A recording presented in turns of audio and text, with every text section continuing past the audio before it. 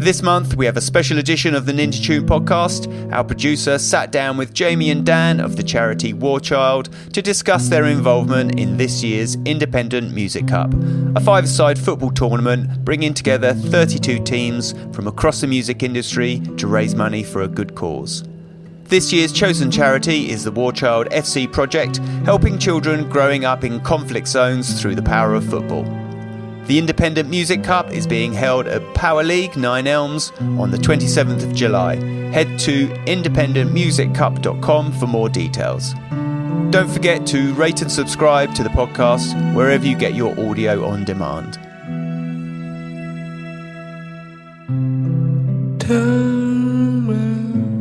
Waking up, howling, saying a little crowd.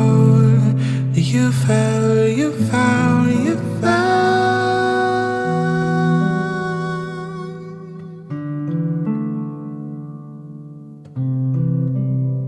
And when it all aligns, silent box hurried in front. And when our worlds collide, eyes remember every lie. So, Jamie and Dan of War Child, thank you so much for joining us. This year, the Indie Music Cup is raising money for your War Child FC program specifically. I was wondering if you could tell us a little bit about what the program does for children in conflict zones. Yes, sure. Well, first of all, thanks for having us on. It's really nice to be talking to you. And for the Indie Music Cup support to War Child this year. It's great for us. War Child's an international agency. We work principally on the rights of children whose lives are affected by conflict. So we work in tough countries: Iraq, Afghanistan, Central African Republic, DRC, that's Congo, Yemen. And it's quite a range of work that we do, principally on child protection and education, but also helping families to recover their livelihoods. We're really focused on the traumatic effects that living through conflict has on children. And so quite a lot of our work focuses on psychosocial recovery, helping kids to regain a sense of childhood and to relearn how to socialise and interact with their peers, to plan for the future and that sort of thing. And there's quite a few ways into that, but one really interesting route into that work is sport. There's a long-standing area of work in humanitarian and development work which is around sports for development. But we've really focused in on the power of football and the link that you can make between that sport activity and all the team building and sort of positive attitude that goes around it, and the psychosocial outcomes or the psychosocial work that we do with children and young people that helps them to recover from conflict. So whilst doing sport and football in a development project is not really a new thing, doing it very specifically to help children who have lived through conflict is a new approach for us, and it's brilliant that we've got this tie-up with the Indie Music Cup that's helping us to raise money for the initial phases of this work. So would you say that the project is about using sport as almost for its therapeutic purposes, or is the sport the way to actually get the... Do you know what I mean? It's both. I get engage the kids effectively. Yeah, I get you're spot on, because it's both of those things. Okay. Participating by its very nature in a positive team-based activity is a good thing to do. Yeah. For example, if you think about some of the children that we're working with in Central African Republic, some of them, not all of them, but some of them are kids who have been living and working in armed groups. So they've been child soldiers, or they've been kitchen porters, get kept as wives for commanders and that sort of thing. So they've had very, very difficult lives and highly traumatic. When they come out of that armed group in the sort of demobilisation phase or process, helping them to get back to normal life is a big challenge for them, but also for their families and communities, and something that War Child works on. So as part of that, very simply, getting involved in constructive team-based activities is a positive thing for those kids to do.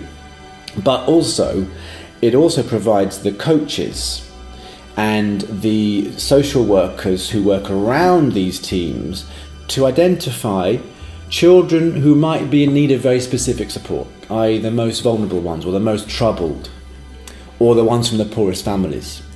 And that's a useful way of helping to sort of refer those kids onto more specialist services. And I guess there are things that come up through a football lesson when maybe people's guards are down a little bit, so it almost not necessarily makes it easier, because these things can't be easy. Yeah. But it throws up very interesting sort of possibilities. Yes, you get engagement with children and young people in a physical activity that's sort of, it's fun, it's challenging. Most kids, boys and girls in the countries that we work in, are interested in football, like playing football. Yeah. I wouldn't say that we should purely restrict ourselves to football, because there are other children who can't play sport or don't want to do that. But it does have very, very broad appeal, and so it's a pretty good starting point if you're going to combine this sports for development approach with our particular interest in psychosocial recovery. I'm aware there's no tomorrow. I'm aware of yesterday. It's the sound you make.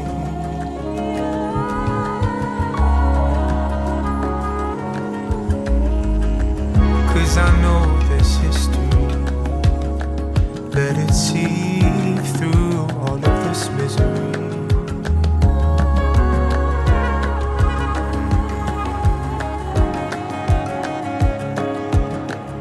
So sing with me this lullaby. You can't say we don't try.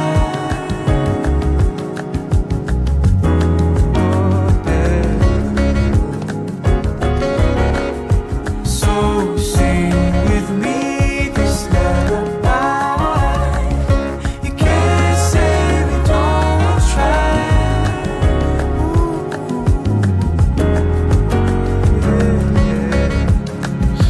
So War Child, for those that don't know, War Child was started by two filmmakers after covering the conflict in the former Yugoslavia. But would you say that working with people in the arts is sort of embedded in the philosophy of the charity? Yeah, we've got a very long history and heritage of working with the music industry. Jamie, maybe you want to jump in talk here. a bit about that? Yeah, we've had a very long and predominantly music really is very much part of War Child's DNA, and this goes right back to when we were founded back in the 90s. And to give a bit of background, we were founded in 93, as you mentioned, off the back of during the former civil war conflict in former Yugoslavia. And I mean, this conflict very much was, on the doorstep of Europe, of the UK, 2-hour flight away. It was a holiday destination. So the two filmmakers you mentioned went over to record some documentary footage for the BBC, and they were just absolutely, very disturbed by what they saw going on out there. Children going to school behind tanks, snipers in Sarajevo, shooting at children going to school. It was a really visceral, disturbing conflict.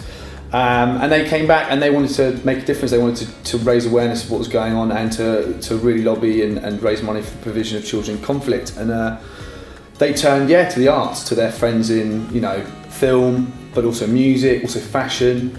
Quite a lot of the early War Child fundraisers were quite madcap ideas. I think the first official show we ever did was at the Royal Festival Hall. The first successful fundraiser we ran was at the London Zoo, just down the road from here. Mad stuff. We did a fashion show as well, with designs from Louis Reed and David Bowie. We worked with some really amazing people early on, and that has really stayed War Child, that reaching out to the creative communities, working with them, finding creative ways to raise money.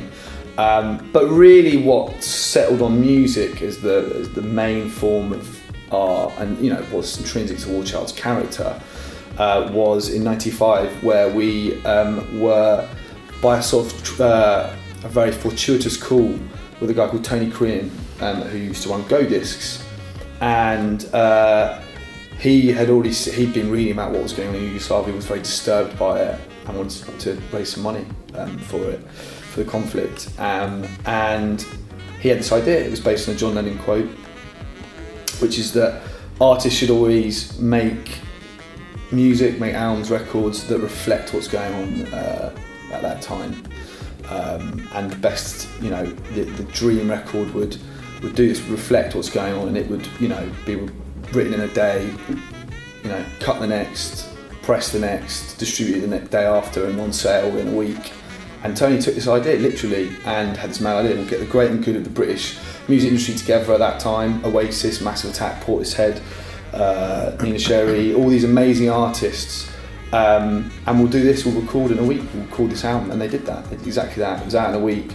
I think it was recorded so quickly that they had to put the sleeve notes in Enemy and Melody Maker. It was mad. They pulled it off, and it went on to raise 1.25 million. It got a number one album. So it was huge, a huge moment, both in terms of War Child's history. Put us on the map. It raises a significant amount of money, and we're indebted to that to this day. And that's where our heritage started with music. But also, a real cultural moment, like music, raise money for a really important cause.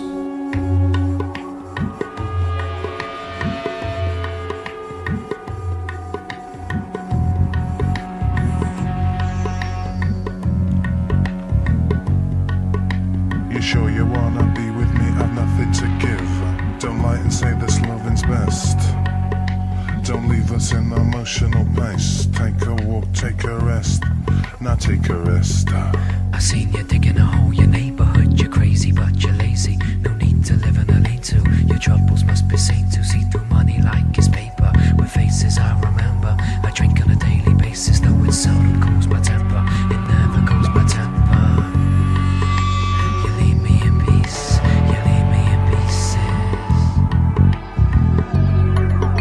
I walk you through the suburbs. You're not exactly lovers, you're a couple. Especially when your bond is double duplicated and you wait for the next Q8. Sakama Coma, Jamaica and Rome, Makama Coma, Jamaica and Rome, Makama Coma, Jamaica and Rome, Makama Coma, Jamaica and Rome. So there's obviously that, but would you say there's been any other sort of real watershed moments that you've seen where you've seen the charity through its involvement with music go from one place to another?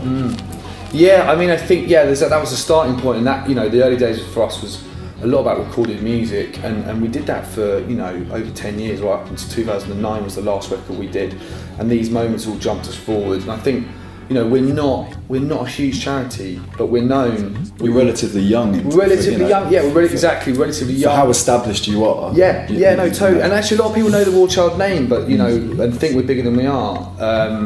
But correct me if I'm wrong, Dan. But we're not a huge charity. We're not like as big as Save the Children. But we through our work, which is obviously really specialised and important, but also through our connection to music, we've had this amplification. And so throughout our history, we've had these moments. We've been very lucky to work with amazing artists, from Paul McCartney to Paul Weller. Brian Eno produced the original Help album, has been a long-time supporter. Pavarotti, to the current day of working with, Tom Misch, John Rakai, John Hopkins, a real plethora of artists from all different areas of the music industry, both the mainstream and underground. I think that's something that we've been very conscious of as well. We want to be part of the music industry. We take that seriously. We're here to raise money and awareness of War Child's work, but we also want to play our part in the British music industry, the global music industry. So I think that's what's done us well, and so having that has jumped us forward and really elevated what we do. Amazing.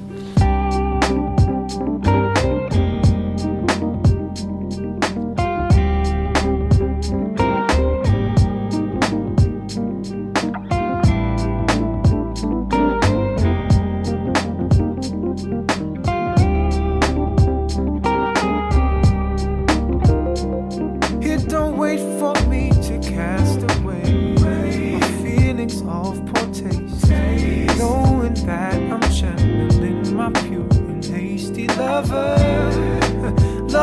slowly grows older through its style and grace. Never floated off to find some real escape today. Saying it right away, going for the eternal flame. I'ma do whatever it takes. Today, saying it right away, going for the eternal flame. I'ma do whatever it takes. So, kind of following on from your charity's involvement with the sort of music industry, you recently announced the lineup for your Safe and Sound show.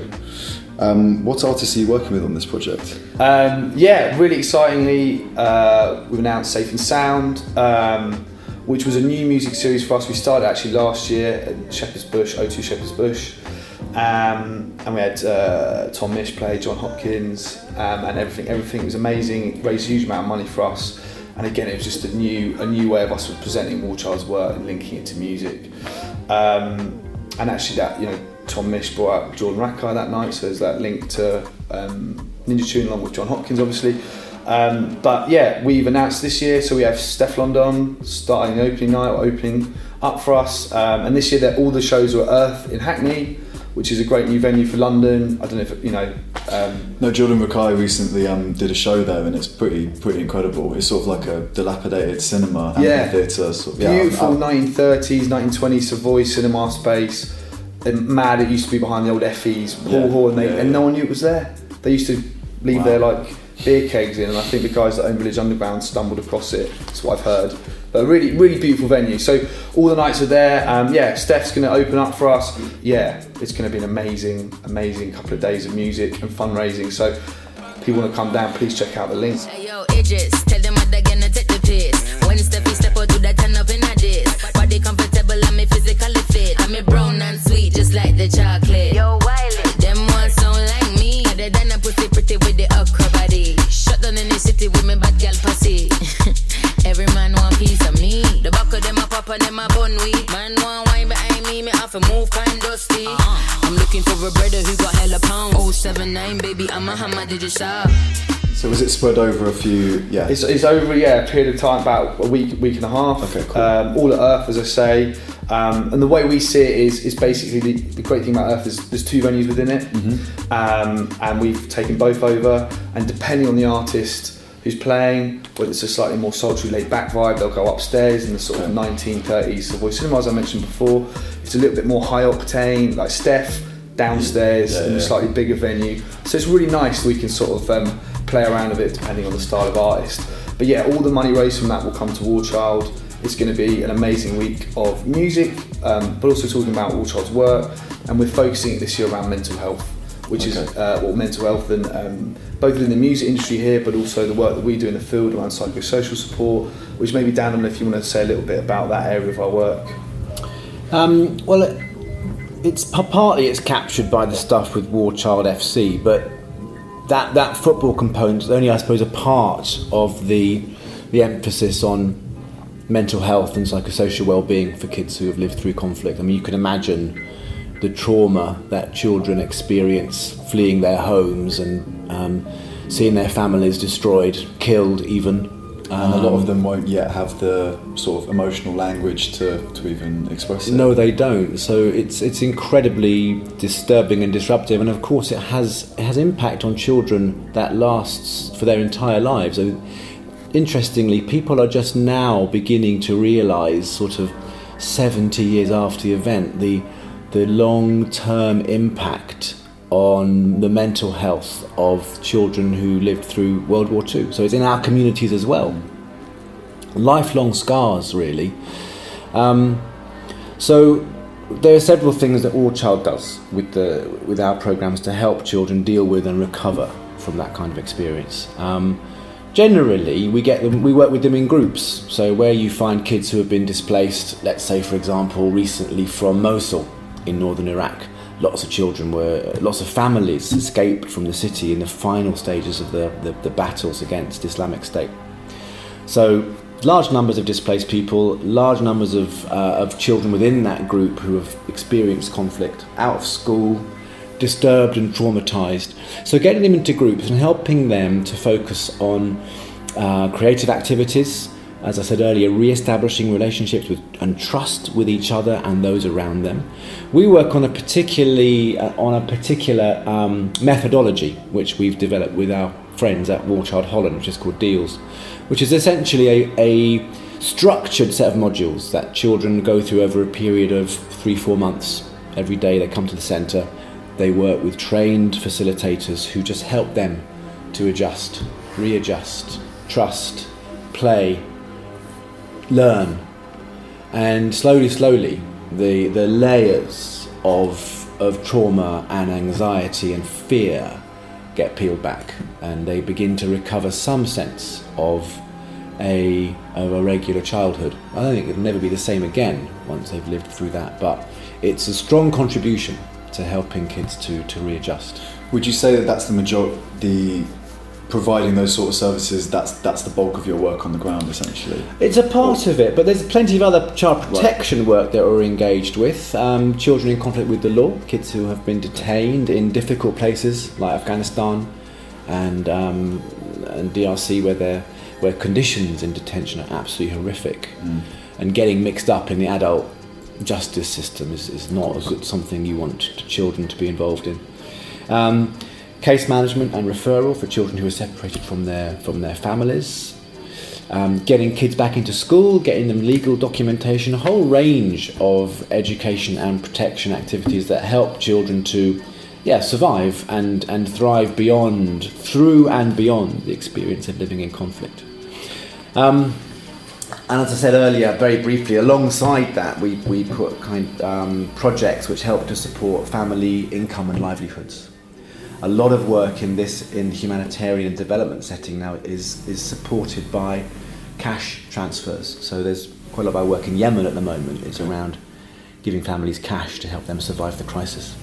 It's almost like there's been obviously a huge amount of research recently about often the way to people know what they need, and so literally transferring them the most basic thing, cash or whatever it is, tends to be a way to sort of like. That's true. I mean, it seems simple. Help communities bring so that if you can help a community build the infrastructure that they know that they need, they will generally be the people best placed to know what that is. It's true, and it's quite a shift in the sector. Years ago, the international aid industry said, right, there's been a crisis, an earthquake, a conflict. Let's ship in a load of relief, food relief, pots and pans, blankets, that sort of thing, which is actually still useful on the whole, can be. But there was a huge mistrust of just giving people the money, the means to help them rebuild their lives. And usually after these events, there is still some market operating. And often the best thing you can do is give families enough money that they can re-establish their basics and at the same time help to revive local economies. So it's quite a big shift in the sector. It used to be very, very sort of suspicious of using cash. Right. Because people said, people will misuse this. But of course they don't. People make very rational choices about what to do in a crisis. Yes, for sure.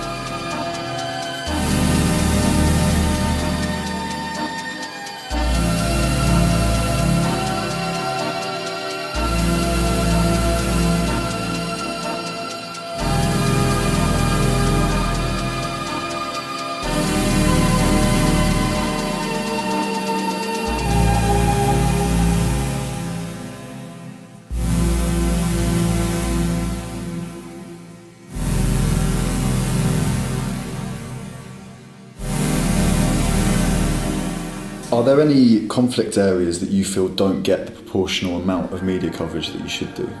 I should say. That's a good question. I mean, there's a rule of thumb which says that media attention only really has room for one crisis at a time, one sort of international crisis. So I guess in recent years we've seen a lot, quite rightly, on the war in Syria. Even that goes up and down on our screens though. Yemen has had quite a lot of focus recently, but there are all kinds of conflicts and associated human suffering in other parts of the world that get very, very little coverage. That's partly because many of them have gone on for so long, so people are bored of Afghanistan and Democratic Republic of Congo. They didn't even know that Central African Republic has had a civil war going on, if people have sometimes not even heard of some of these countries. So media attention is limited, and that often has a consequence that there's therefore less political attention on these and therefore less funding for them. So yeah, it's a struggle to keep the levels up. That's why things like, for agencies like War Child, having a link with a wide network of creative partners who bring in a whole other set of interest and supporters, whether it's through music or other arts, it's a big thing for us, you know. And as Jamie said, it's quite particular for War Child that we have those links.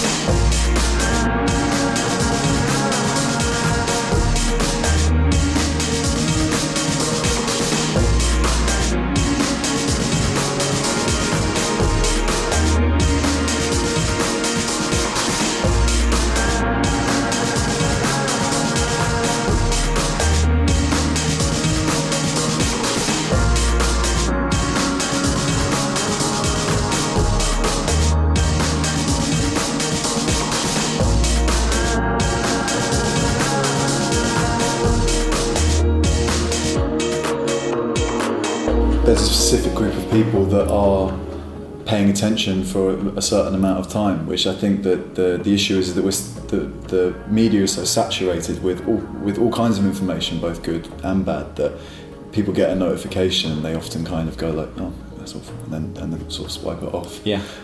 Whereas through these sorts of projects you can engage people. There might be a much smaller pool of people, but they're kind of really engaged. Yeah. It's that positive experience, you know. Like, I think a lot of the media now is coverage. It can make you feel a bit helpless. That you can't make a difference. That you can't change anything, and that then engenders people sadly to switch off. And I think we're seeing that a lot at the moment. There's been a report recently that's talked about, you know, huge amounts of people turning off from the news totally. And I think that's where War Child has created something very unique, in that we put these shows on and we have, like Dan said, these creative partnerships. But through our shows around Brits or Safe and Sound or anything else that we do through partnerships, you know, we want to entertain people and inspire them. And you know, there's no better way of doing it than a music show, live music. You know, you go and see your favourite artist. Usually with War Child, it's an intimate venue. You know, and you go and have this incredible experience collectively with a community of people around you who are also a fan of that artist. But you hear about War Child's work, and we always make a point of bringing out people, members of our youth advocacy panel, but you know, to come and speak on stage and tell their story. And these are young people that have lived through war zones, conflict-affected areas, and they have these amazing stories to tell at these shows. And you know, it gives us a chance to present War Child's work, but also to provide a platform, you know, for people to tell these really important stories. And the great thing is when people are there and hear these incredible young people talk about their experiences, they're inspired and they want to go away and do more. And I think it's connecting that community, people coming together, that creativity and music with, you know, the work that we do, that makes War Child very unique and gives us puts us in a really lucky position. True. Yeah, I mean, one of apart from the projects, a service delivery, if you like, directly with children in the countries that we've been talking about. Another important part of the work is the international advocacy. War Child and our partners and some of the children that we work with, raising our voices about these issues, whether it's grave violations of children's rights, investment in the reintegration of children who have been in armed groups, all kinds of important issues that are neglected. That we can lobby on and advocate for, because we have this very broad constituency of support. And having high-profile musicians who support War Child actually brings a lot of profile and attention to the organisation. So it works well, both as a fundraising channel, but also because it opens up other doors to communicate our priorities. Yeah, for sure.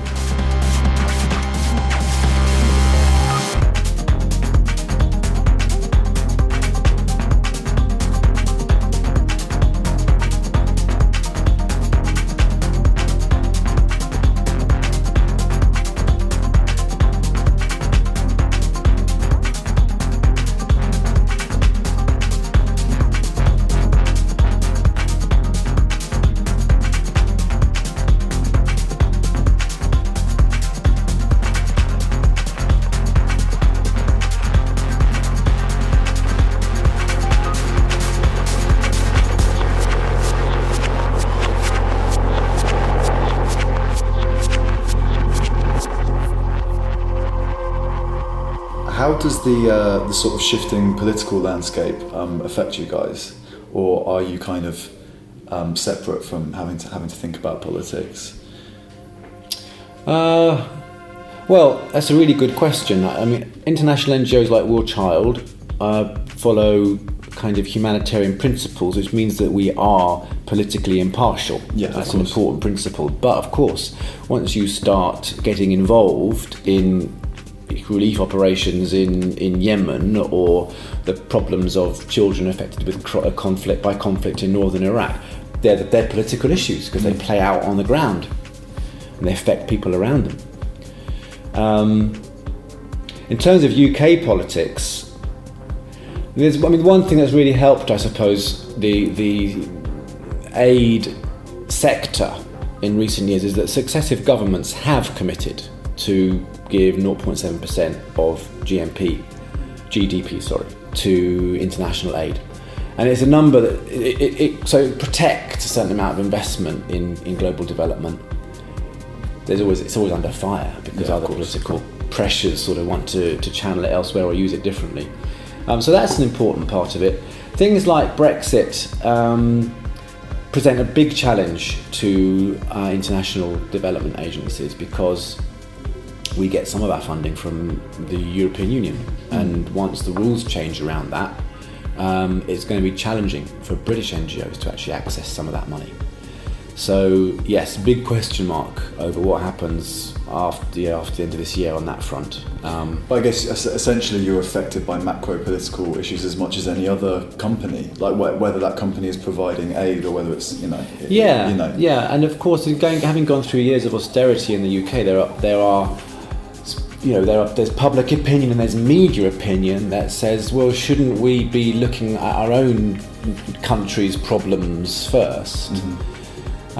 Which is an old argument, but one that we don't quite support, because yes, we do need to support the development of our own country and problems in our own country, but as an outward-looking nation, which has a very strong tradition of brilliant international agencies like Oxfam and Save the Children and War Child, we've got a role to play on the global stage. Part of that is through the aid that we offer and the support we offer to populations in distress across the world through these kinds of programs. And also we have a rich history of sometimes being involved in the very conflicts that have affected that's children. true. And that's not to say that therefore we are required to get involved in everything. Yeah. But there are mitigating factors. Well, there's a very live example of that at the moment, which is the UK government's support to the Saudi regime in Yemen, and the military campaign against rebel forces in Yemen, which has clearly taken a huge toll on the civilian population, and where it seems to be very direct link to British military support. And on the other hand, the UK government also supporting the UN's aid effort. Yeah. So there's a absolutely classic current example of how politics plays out through these aid efforts.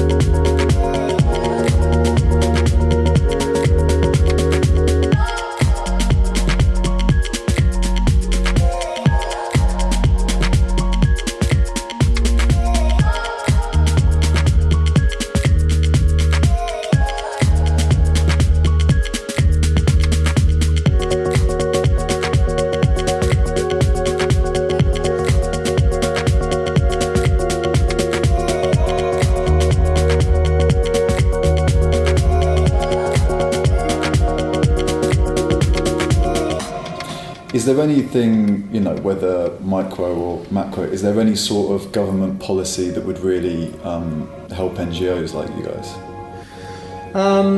Well, we would definitely argue to maintain the UK government's commitments to international aid. And I think, as I said earlier, they so far governments have been quite serious about upholding that.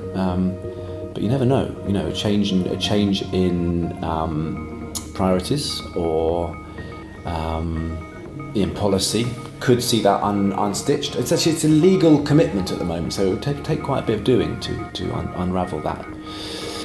How do you find local communities sort of react to the work that you do on the ground?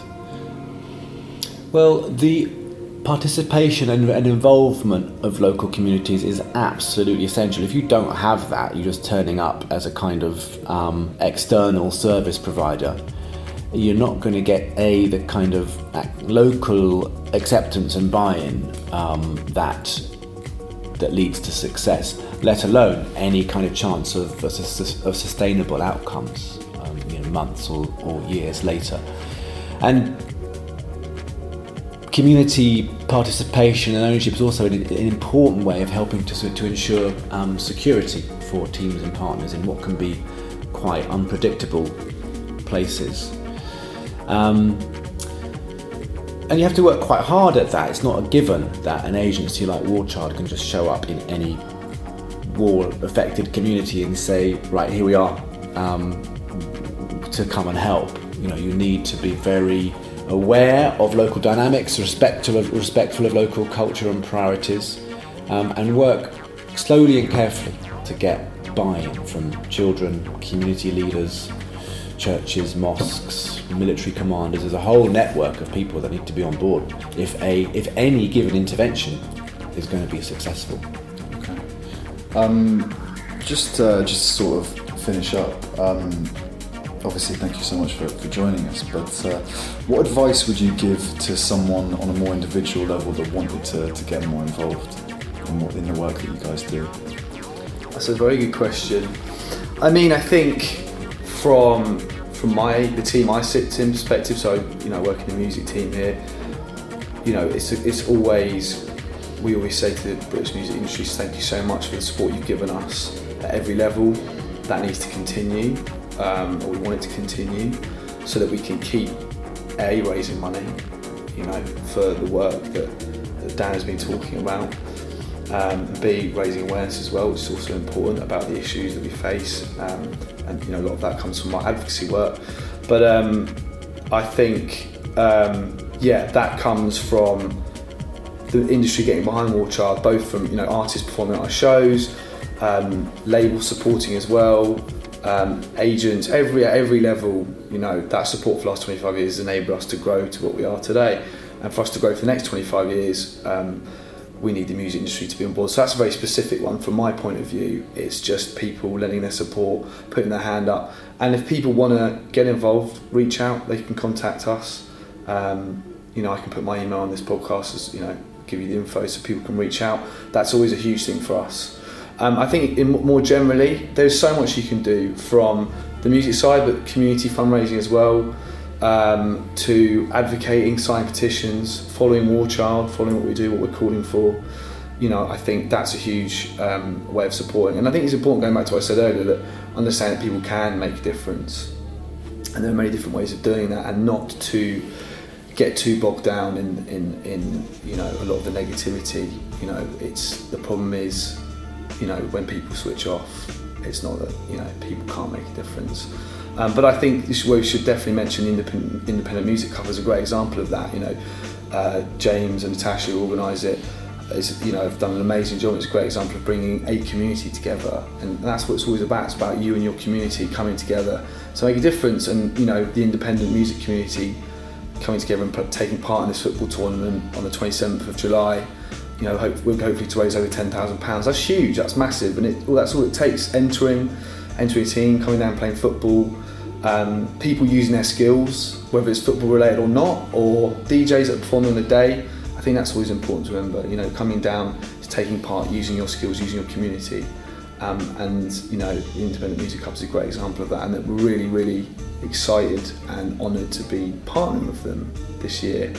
And yeah, again, I should say, if anyone wants to come down and watch, get involved, you can on the day. It starts at 2 p.m, runs till 6 p.m. I think it's a £3 donation, and that money will come to War Child and support the work that we've talked about today. And afterwards, if people fancy a dance, you can come down to the after party at Tola in Peckham, which has been organised by Boiler Room, and tickets will be on the door but also available beforehand. So yeah, that is a really clear example of something you can do short term to get involved and to support, but also long term, follow War Child and follow what we're doing, and there are many ways that you can support us. I couldn't have put it better myself. Thank you so much for joining us, guys. Thank you very much, Jack. Thank you. And now it seems as if we're used to the shaggy. We made our beds and now we hate where these beds be. Took nothing at all to part this Red Sea. I'm a shackled child, singing the good song of freedom. They've got no pride, they interrupt our grieving. Teardrops dropping for the pain of the world. My best friend dies when she was just a young girl. Left me here to fend for myself, now the pain never leaves. We just learn to cope, so when the devil needs hanging, will you tie up the rope and shout, pull? Let's put an end to this bull Zen thing. How many years before we practice what we preach? How many tears before we truly clinch the peak? Only to find that there is no honey on the moon. Official goon with the unofficial croon. I'm all things to all men, all of the women, all the children. Just say when and I'll take it till my tard is. Who's the hardest? Who's the hardest? I'm all things to all men, all of the women, all the children. Just say when and I'll take it till my tard is. Who's the hardest? Who's the hardest? 16 bar cycles, heartfelt recital. From the wacky blackie man, they should've called me Michael. Look at the monster you made, look at the monster you paid. But you claim no responsibility, cause it's each to himself in these times that we live. Does God have a sense of humor? Then the joke's on us, cause we're chasing our tails for how long? The tussle makes us how strong? Vintage poor people's fun. If we could ease up on these booze and fags, then just maybe life wouldn't seem so mad. Be a man, my dad said, but what the hell he know? He lost these dreams, he lost his flow, and I don't wanna be alone. I'm born king, so where's my throne? I'm too intense, I'm too deep, I'm too nice for life. So what makes this place so nervous? I'm all things to all men, all of the women, all the children. Just say when and I'll take it till my tard is. Who's the hardest? Who's the hardest? I'm all things to all men, all of the women, all the children. Just say when and I'll take it till my tard is. Who's the hardest? Who's the hardest? I'm all things to all men, all of the women, all the children. Just say when and I'll take it till my tard is. Who's the hardest? Who's the hardest? I'm all things to all men, all of the women, all the children. Just say when and I'll take it till my tard is. Who's the hardest? Who's the hardest?